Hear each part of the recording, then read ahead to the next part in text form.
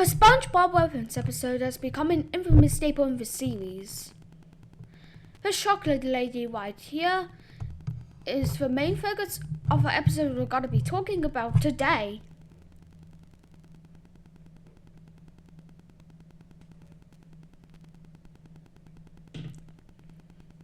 I have long since cracked the code as to why reference episodes fail, and it's because the team behind the show misunderstands why things like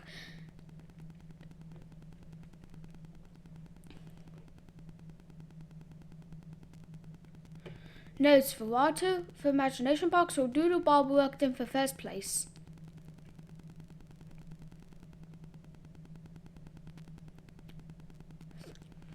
Which was how they interacted with the world and story they took place within.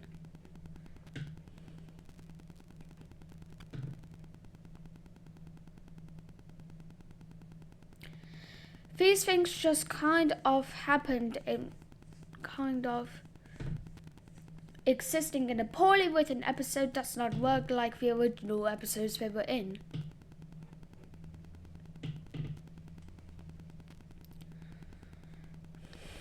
But of how bad modern SpongeBob's reference episodes have been,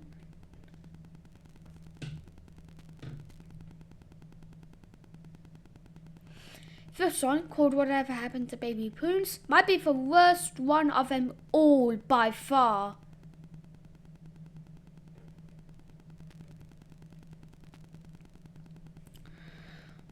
Let's find out why.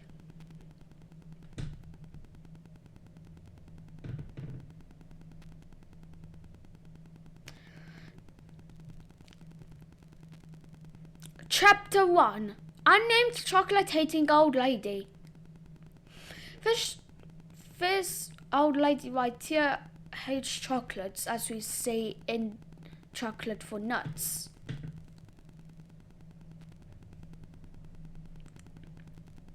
While this character is now named Baby Prunes, and we will get into the problems with that a little later, back in the episode she first appeared in, Chocolate with Nuts, she was not referred to by name, leaving many fans to refer to her simply as Chocolate Lady.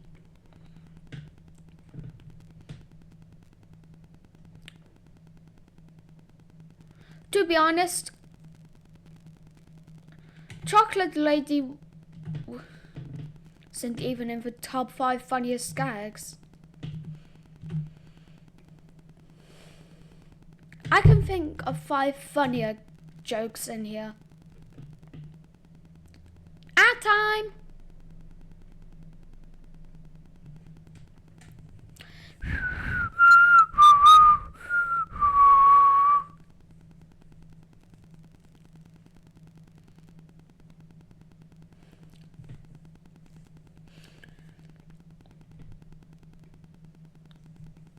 In fact, here they are, the joke where Patrick says this guy has shoes, pointing at the super rich guy in the picture.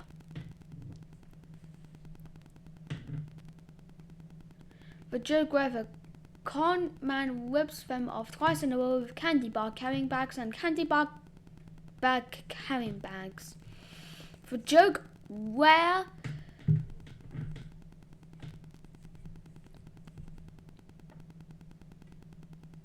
SpongeBob tells Patrick to flatter the customer and he immediately says, "I love you." The joke where the guy says he won't buy chocolate because it made him fat as a kid.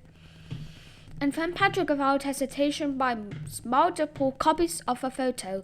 Those 2 jokes are in the same scene, by the way. And the joke where Patrick says the chocolate will keep your face in getting any uglier.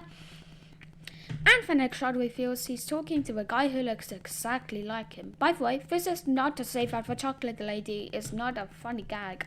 It absolutely is. I only bring this up to demonstrate that Chocolate with Nuts is such a funny episode that Chocolate Lady doesn't even crack the top 5 best jokes. However, because Chocolate Lady is tied to an extremely memorable character design,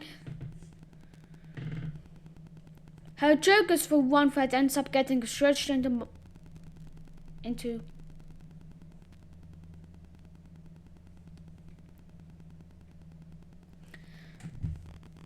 multiple references, and even 2 full episodes in modern SpongeBob. So, Chocolate Lady only has about 1 minute of screen time across 2 scenes in the episode.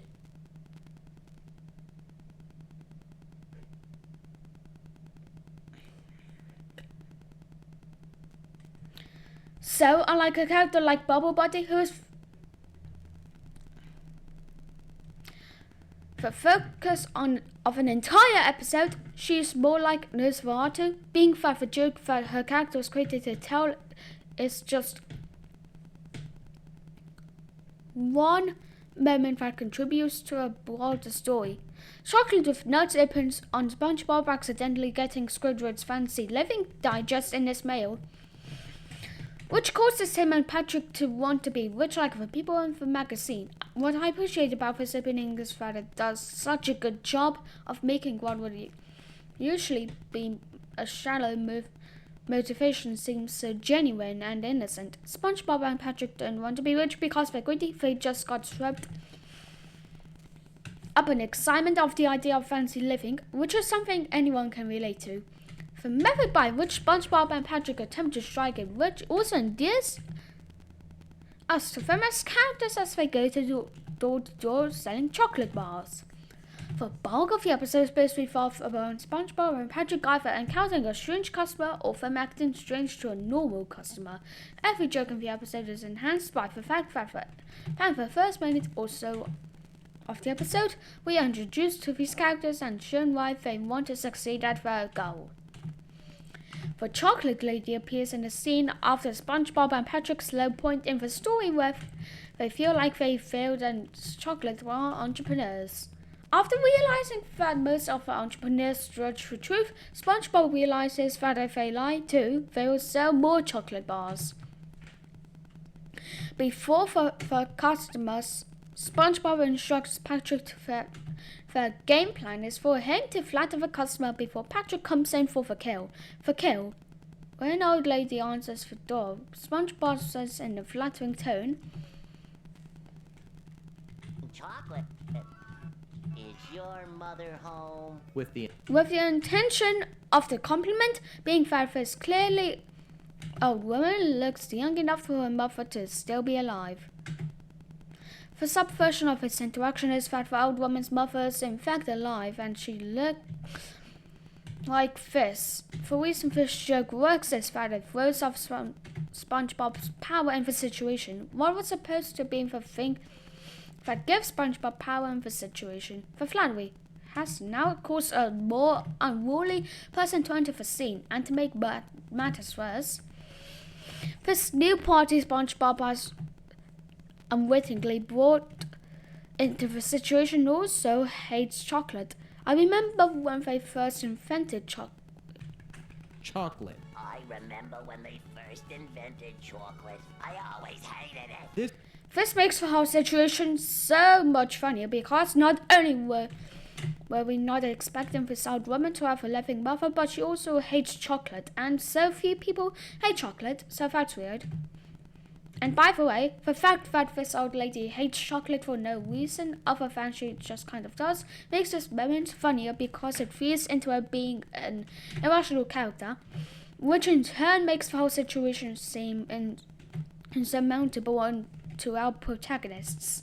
And in a comedy, the more sticky the situation that characters are in, the funnier that situation is. So in the wake of all these unexpected alive mothers, old lady bickering and irrational chocolate hating, the audience has probably already forgotten about SpongeBob's instruction for Patrick to come in for the kill at the beginning of the scene, which is what leads to the climax of the bit. At time 2.